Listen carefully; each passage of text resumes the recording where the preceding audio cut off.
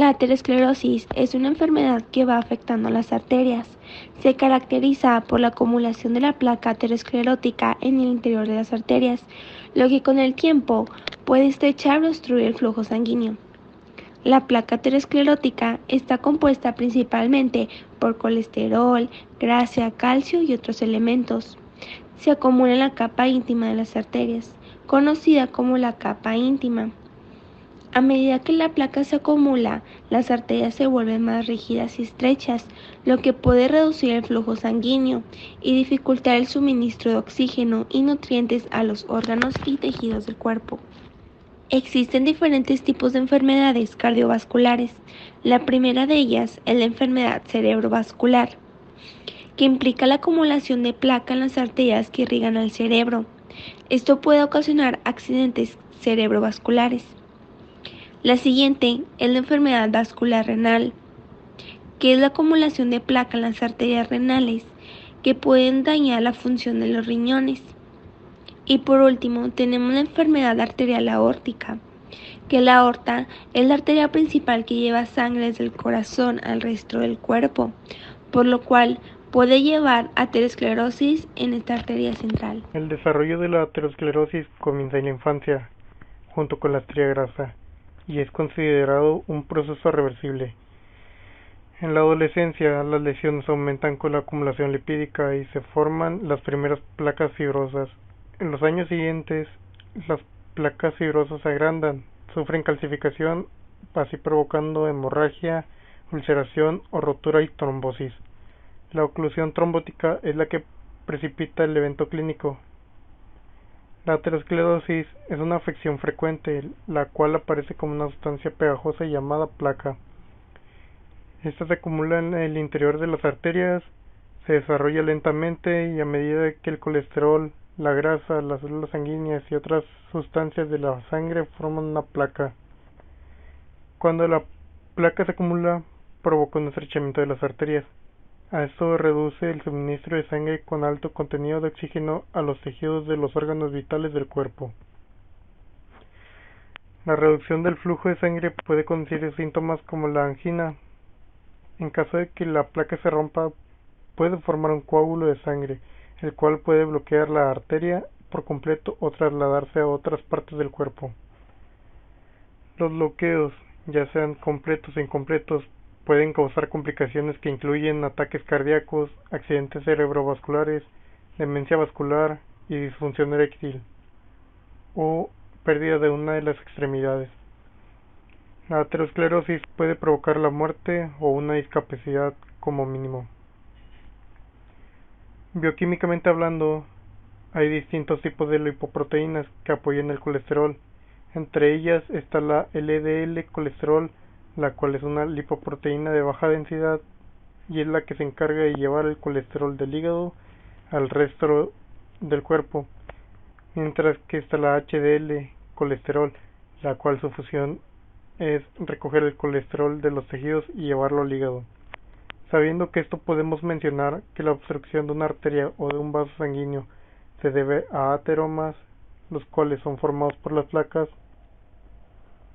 de estas lipoproteínas, la cual es la LDL colesterol. Se forman ya que a nivel sanguíneo hay un conjunto de procesos que desembocan en la formación de las placas inestables de las paredes de los vasos sanguíneos. Estas placas son conocidas como ateromas y van sellando o reduciendo la luz de las arterias y de las venas poco a poco. La HDL apoya para que ésta no se junte demasiado y va reduciendo la cantidad de placa formada en las venas, pero cuando la placa supera a la HDL se tapan o reducen la luz en los vasos, provocando los anteriormente mencionados ateromas. La aterosclerosis es una enfermedad compleja que implica una serie de alteraciones bioquímicas en el cuerpo. Entonces vamos a explorar a detalle lo que son, es especialmente el aumento de las lipoproteínas de baja densidad, entre paréntesis LDL, las llamadas, entre comillas, colesterol malo, que son las que llevan el colesterol del hígado hacia los tejidos. Bueno, entonces el aumento de DLD, a menudo llamado colesterol malo, se asocia con la acumulación de lípidos en las paredes de las arterias, lo que inicia el proceso de formación de una placa aterosclerótica. Esa se oxida y es muy perjudicial. Cuando se oxida, se vuelve más inflamatorio y propenso a ser capturado por las células del sistema, como los macrófagos, y esto inicia una cascada de eventos inflamatorios que promueve el desarrollo de una placa, básicamente.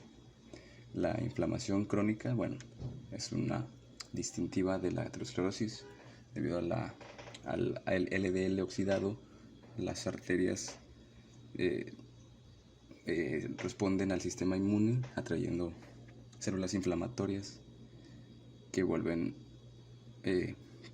básicamente a ser un coágulo que puede causar una trombosis. Y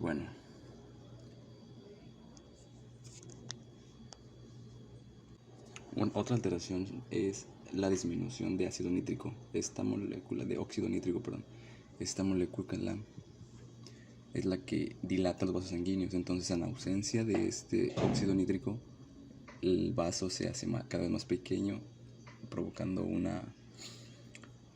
que la luz básicamente del tubo sea más angosto y sea más propenso a sufrir un taponamiento por las placas de LDL. La placa más a detalle contiene los lípidos, células inflamatorias, tejido cicatricial y depósitos de calcio. Unas moléculas que promueven la inflamación de las arterias es el factor de necrosis tumoral alfa y la interleucina. Estas están elevadas en las áreas donde hay placas, básicamente para inflamar y hacer que lleguen ahí las células del sistema inmune. Otras moléculas que intervienen son las moléculas de adhesión celular, como la selectina y la integrina. Estas permiten que las células se adhieran a la pared, las células inflamatorias se adhieran, y otro es el factor de crecimiento plaquetario.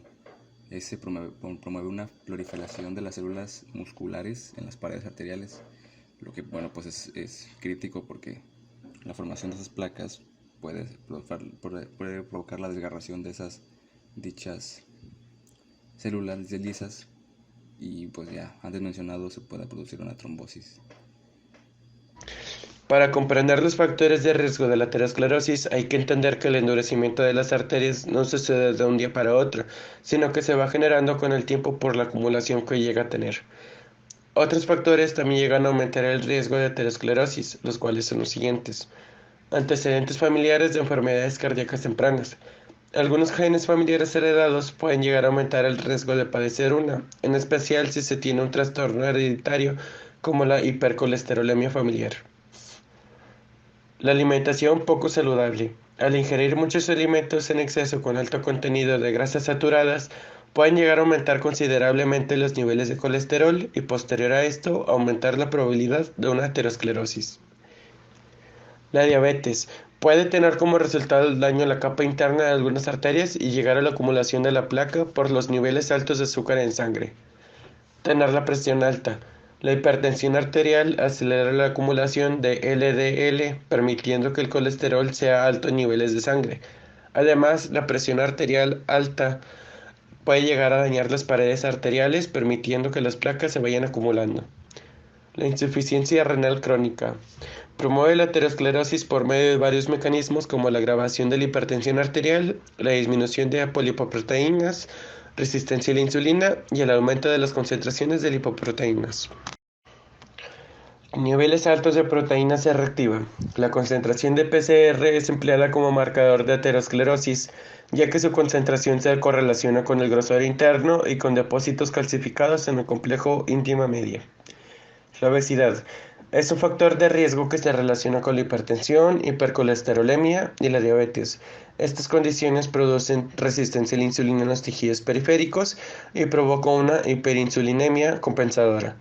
Esto favorece las rutas de síntesis de grasa y aparece el aumento de producción de lipoproteínas, y esto puede producir una elevación de los niveles plasmáticos de colesterol y triglicéridos.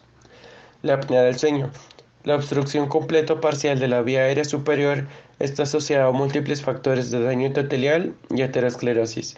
Los pacientes con apnea demuestran señales por la remodelación de la carótida y el endurecimiento arterial. Tabaquismo. El humo del cigarro contiene compuestos químicos que son tóxicos para el endotelio vascular. La acción que tiene el humo es que aumenta la reactividad de las plaquetas, concentraciones plasmáticas de fibrinógeno y hematocrito. El consumo del cigarro desciende las concentraciones de HDL y aumenta las de LDL, además de que favorece la vasoconstricción, que es nociva para las arterias ya estrechadas. El diagnóstico de este padecimiento se puede dar por diferentes procedimientos, como la historia clínica y evaluación de factores de riesgo. Básicamente, en este proceso, el médico realiza preguntas sobre los factores de riesgo que pueden contribuir al desarrollo de la aterosclerosis, como antecedentes familiares, enfermedades cardiovasculares, tabaquismo, etc. Básicamente, le preguntan al paciente lo que ha tenido, lo que ha sentido, una historia clínica normal. Otra prueba de diagnóstico es los análisis de laboratorio de sangre, que son esenciales para medir los niveles de colesterol y triglicéridos. También se evalúa la glucosa en sangre para detectar diabetes, y los resultados de estas pruebas proporcionan una información crítica sobre el perfil lipídico del paciente. Los análisis cardíacos también son de gran utilidad, como el electrocardiograma, para evaluar la salud del corazón. Este registra la actividad eléctrica que el corazón produce. Esto puede ayudar a identificar isquemias o infartos al miocardio en posibles casos donde se haya producido una alteración más allá de aterosclerosis y la obstrucción de arterias. Tenemos a las resonancias magnéticas. Estas son técnicas de imagen que nos dan una visualización detallada de las arterias coronarias, o sea, las arterias que rodean al corazón y otras arterias importantes. Se utiliza para detectar estrechamientos o bloqueos en los vasos sanguíneos. Tenemos a la angiografía por catéter. Este procedimiento implica la inyección de un medio de contraste en las arterias coronarias y la toma de radiografías en tiempo real. Básicamente visualiza la trayectoria de la sangre en el interior de una arteria. Por último tenemos al ultrasonido Doppler, que se utiliza para evaluar el flujo sanguíneo en las arterias y pues detectar cualquier obstrucción. El diagnóstico preciso de la aterosclerosis generalmente implica una combinación de estos métodos dependiendo de los síntomas del paciente y de la evaluación clínica, el diagnóstico primario. El diagnóstico pues es fundamental para dar un correcto tratamiento y una buena evolución del padecimiento. Como siguiente punto está el tratamiento de la aterosclerosis, que es algo fundamental para prevenir las complicaciones graves y ayudan a mejorar la calidad de vida de los pacientes. Si se tiene un diagnóstico de aterosclerosis, se tiene que crear un plan de tratamiento. Un cambio en el estilo de vida del paciente puede ayudar a prevenir la acumulación de placas ateroscleróticas.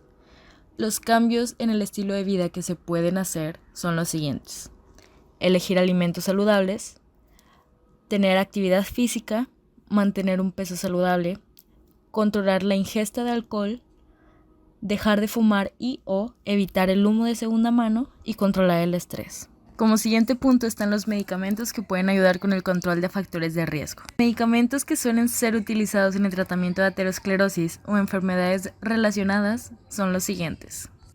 En primer lugar tenemos los inhibidores de la SA o enzima convertidora de la angiotensina, la cual es una sustancia que estrecha los vasos sanguíneos.